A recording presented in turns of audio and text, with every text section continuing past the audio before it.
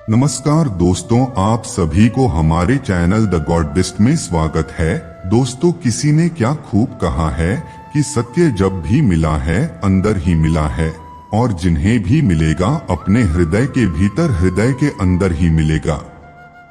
दोस्तों, आज हम जानेंगे कि श्रीमद् भगवत गीता के 6ठे अध्याय से क्या सीखा जा सकता है। इस वीडियो में बात करेंगे 6ठे अध्याय की बहुत ही सरल भाषा और आसान से शब्दों में। श्रीमद् भगवत गीता के 5वें अध्याय में हमने जाना कि भगवत प्राप्ति के लिए सर्वोत्तम मार्ग कौन सा है, अपने लक्ष्य को कैसे प्राप्त किया जाता है और किस तरह से हमारा शरीर हमको आलस में बांधने की कोशिश करता है। भगवत गीता के 6ठे अध्याय में हम जानेंगे कि एक योगी क्या होता है और योगी कैसे बनते हैं। अर्थात आज के युग के अनुसार बात करें तो योगी का मतलब वह इंसान है जो अपने जीवन में कुछ बड़ा करना चाहता है। इसके साथ साथ हम यह भी जानेंगे कि क्या होगा अगर आपने इस जीवन में बहुत मेहनत की लेकिन फिर भी आपकी मृत्यु होने से पहले आपका सपना पूरा नहीं हो पाए। तो चलिए विस्तार से जानते हैं। श्रीमद् भगवत गीता के 6ठे अध्याय से मिलने वाली सीख और शिक्षाओं के बारे में इस अध्याय में भगवान श्री कृष्ण कर्म योग और कर्म संन्यास योग के तुलनात्मक मूल्यांकन को 5वें अध्याय से इस 6ठे अध्याय में भी जारी रखते हैं और साथ में बताते हैं कि एक जो साधक होता है, जो अभ्यास करता है, उसकी सही परिभाषा क्या है, उसका सही तरीका क्या है। इस अध्याय में भगवान बताते हैं कि जब हम समर्पण और भक्ति के साथ कार्य करते हैं तब इससे हमारा मन शुद्ध हो जाता है और हमारी आध्यात्मिक अनुभूति ग्रहण हो जाती है। फिर जब मन शांत हो जाता है तब साधना व्यक्ति के उत्थान का मुख्य साधन बन जाती है। ध्यान द्वारा योगी मन को वश में करने का प्रयास करते हैं, क्योंकि अप्रशिक्षित मन हमारा बुरा शत्रु है और प्रशिक्षित मन हमारा प्रिय मित्र है। श्री कृष्ण अर्जुन को सावधान करते हैं कि सिर्फ कठोर तप में लीन रहने से कोई सफलता प्राप्त नहीं कर सकता और इसलिए मनुष्य को अपने खान पान, कार्यकलापों, आमोद प्रमोद और निद्रा को संतुलित रखना चाहिए। आगे फिर वे मन को भगवान में एकीकृत करने के लिए साधना का वर्णन करते हैं। जिस प्रकार से वायु रहित स्थान पर रखे दीपक की ज्वाला में झिलमिलाहट नहीं होती, ठीक उसी प्रकार साधक को अपना मन साधना में स्थिर रखना चाहिए। वास्तव में मन को वश में करना कठिन है, लेकिन अभ्यास और विरक्ति द्वारा इसे नियंत्रित किया जा सकता है। इसलिए मन जहाँ कहीं भी भटकने लगे तब हमें वहाँ से उसे वापस लाकर निरंतर भगवान में केंद्रित करना चाहिए। जब मन शुद्ध हो जाता है तब यह अलौकिक में स्थिर हो जाता है। आनंद की इस अवस्था को समाधि कहते हैं, जिसमें मनुष्य असीम दिव्य आनंद प्राप्त करता है। इसके पश्चात अर्जुन उस साधक के भाग्य के संबंध में प्रश्न करता है जो इस मार्ग का अनुसरण करना आरंभ तो करता है, लेकिन अस्थिर मन के कारण लक्ष्य तक पहुंचने में असमर्थ रहता है। श्री कृष्ण उसे पुनः आश्वस्त करते हैं कि जो भगवत प्राप्ति के लिए प्रयास करता है, बुराई कभी उस पर हावी नहीं हो सकती।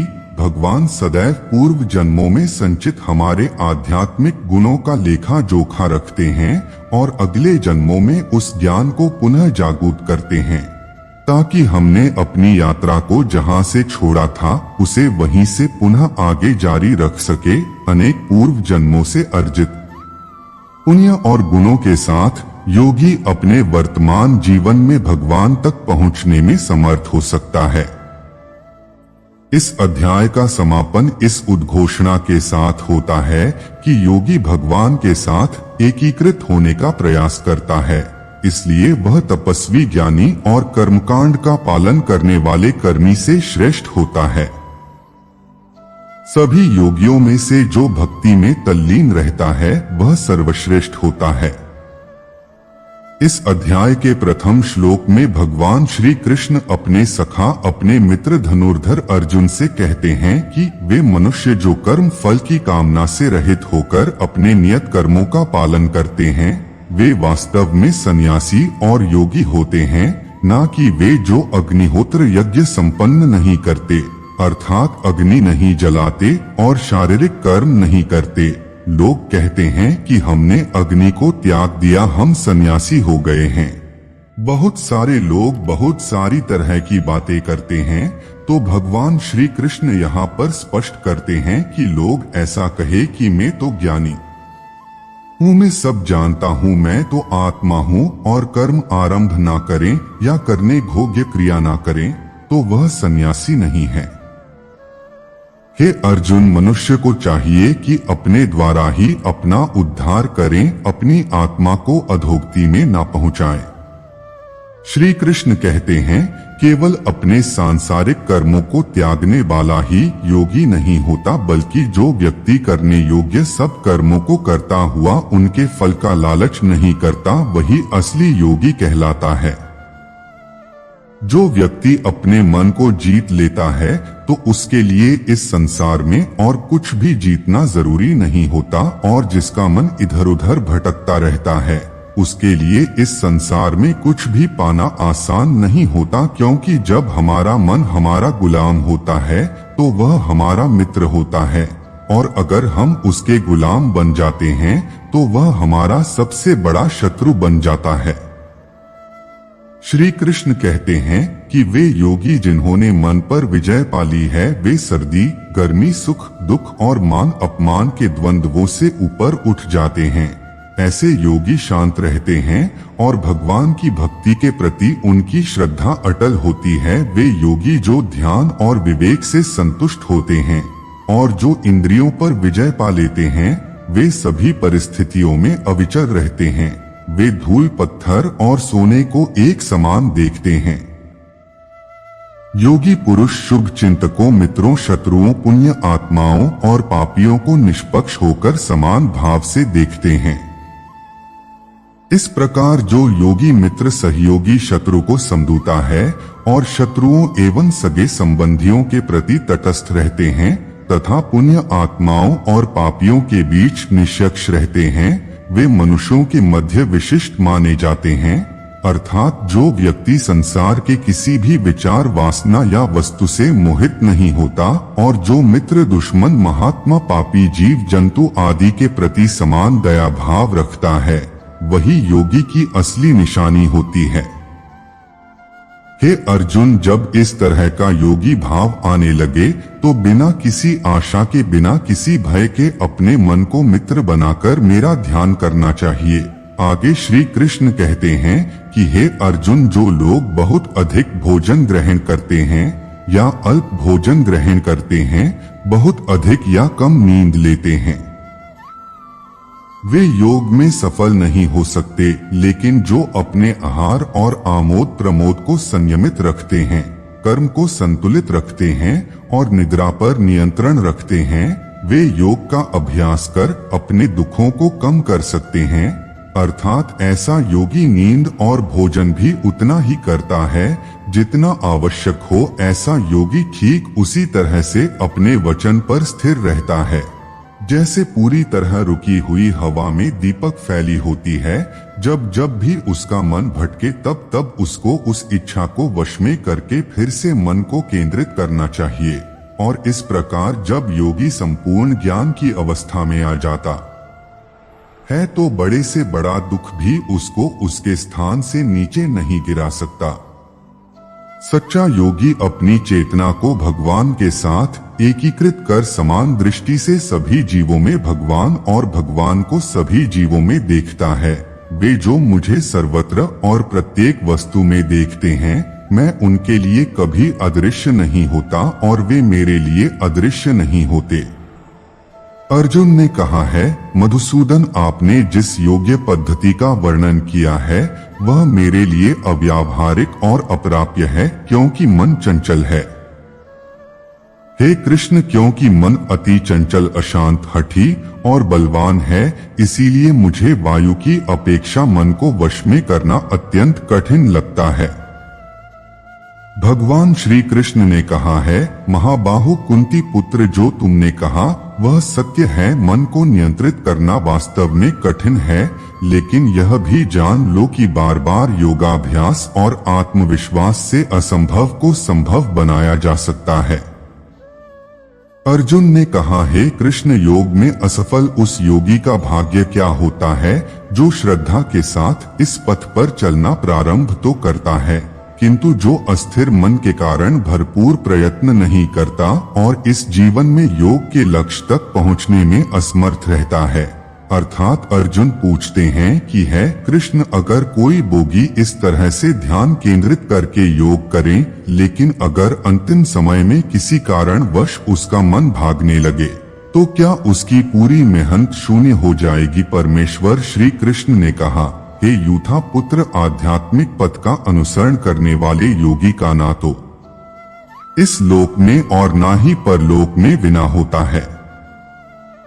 मेरे प्रिय मित्र, भगवत प्राप्ति के मार्ग पर चलने वाले को बुराई पराजित नहीं कर सकती। असफल योगी मृत्यु के पश्चात पुण्य आत्माओं के लोक में जाते हैं। अनेक वर्षों तक वहां निवास करने के पश्चात वे पृथ्वी पर कुलीन याद नवानों के कुल में पुनः जन्म लेते हैं, अथवा जब वे दीर्घ काल तक योग के अभ्यास से उदासीन हो चुके होते हैं, तब उनका जन्म दिव्य ज्ञान से संपन्न परिवारों में होता है। संसार में ऐसा जन्म अत्यंत दुर्लभ है। अर्थात श्री कृष्ण ने कहा, नहीं अर्जुन, निरंतर परमात्मा की तरफ बढ़ना हर आत्मा का अधिकार है। अगर किसी कारणवश वह योगी आत्मयोग की राह से विचलित हो भी जाता है, तो भी उस योगी को पुण्य पुरुषों के लोक में कई वर्ष सुख और आनंद मिल जाता है, और वहां पर वह ध्यान भ्रष्ट योगी भी सुखमय समय बिताकर फिर से किसी पुण्य आत्मा के परिवार में जन्म ले लेता है, और इस तरह से उस आत्मा की यात्रा वहीं से शुरू हो जाती है जहां पर उसने पिछले जन्म में समाप्त की थी, और इस प्रकार से उसे एक नया रूप, नया जीवन परमात्मा से मिलन के प्रयत्न के लिए फिर से मिल जाता है। अर्थात उसका पिछले जीवन में किया गया योग बेकार नहीं जाता, बल्कि लगातार प्रयत्न करने वाला योगी किसी जन्म में अपने जीवन चक्र से मुक्त होकर परमात्मा में विलीन हो जाता है। एक योगी तपस्वी से, ज्ञानी से और सकाम कर्मी से भी श्रेष्ठ होता है। अंतः हे अर्जुन, तुम सभी प्रकार से योगी बनो। सभी योगियों में से जिनका मन सदैव मुझ में तल्लीन रहता है और जो अगाध श्रद्धा से मेरी भक्ति में लीन रहते हैं, उन्हें मैं सर्वश्रेष्ठ मानता हूँ। दोस्तों, श्रीमद् भगवत गीता के इस अध्याय से यह सीखने को मिलता है कि हर वह इस्सप्त जिसकी आंखों में कुछ बड़ा करने का सपना होता है, उसको अर्जुन की तरह ही एक योगी बनना चाहिए। योगी वह इंसान है जो पूरी तरह से अपनी भावनाओं या इमोशंस को संतुलित रखता है, जो हमेशा अपने लक्ष्य को पूरा करने के लिए मेहनत करता है। लेकिन दोस्तों, जिंदगी का किसी को पता नहीं होता। अब प्रश्न यह उत्पन्न होता है कि यदि कोई इंसान उसके सपने पूरे होने से पहले ही मर जाए, तो उसकी तो मेहनत किसी काम की ना रही और सपने ही रह गए। परंतु यहाँ पर एक बहुत ही सीक्रेट बात भगवान श्री कृष्ण ने इस अध्याय में यह बताई है कि अगर आप मेहनत कर रहे हो और आपने बहुत अनुभव प्राप्त कर लिया है, बहुत नॉलेज हासिल कर ली है, लेकिन फिर भी आपको मंजिल नहीं मिली और किसी कारण की वजह से परमात्मा ना करें ऐसा हो पर आपकी मृत्यु हो जाती है, या अपने सपनों के लिए मेहनत करते करते बूढ़े होकर मर जाते हैं, तो इस परिस्थिति में चाहे आपको जीते जी फल मिले या ना मिले, लेकिन मरने के बाद में आपको स्वर्ग में अपने कर्मों के अनुसार पूरा सुख मिलेगा। और जब आपके अच्छे कर्मों का बैलेंस खत्म हो जाएगा, तो आप फिर से धरती पर जन्म लेकर आओगे और अपने पिछले जन्म के पुण्य कर्मों के आधार पर आप ऐसे वातावरण या घर में जन्म लेंगे जिसमें आपको पिछले जन्म के ज्ञान वाला बौद्धिक स्तर स्वतः ही मिल जाएगा, और आपको उसके आगे की मेहनत करने के लिए फिर से एक पूरी नई जिंदगी मिल जाएगी। इस प्रकार ऐसा व्यक्ति और अधिक परिश्रम करके अपने परम लक्ष्य को प्राप्त कर मोक्ष को प्राप्त करता है। दोस्तों, उम्मीद है आपको श्रीमद् भगवत गीता के 6ठे अध्याय की सरल व्याख्या से बहुत कुछ सीखने को मिला होगा। वीडियो को लाइक करके कमेंट में जय श्री कृष्ण लिखना ना भूले। अगर इस वीडियो में मुझसे कोई भी त्रुटि रह गई हो तो मैं आपका क्षमा प्रार्थी हूँ। मिलते हैं जल्दी ही श्रीमद् भगवत गीता के 7वें अध्याय की आसान और सरल व्याख्या के साथ। तब तक के लिए खुश रहे, मुस्कुराते रहे, और अगर आप हमारे चैनल पर नए हैं तो चैनल को जरूर सब्सक्राइब करें। जय श्री कृष्ण।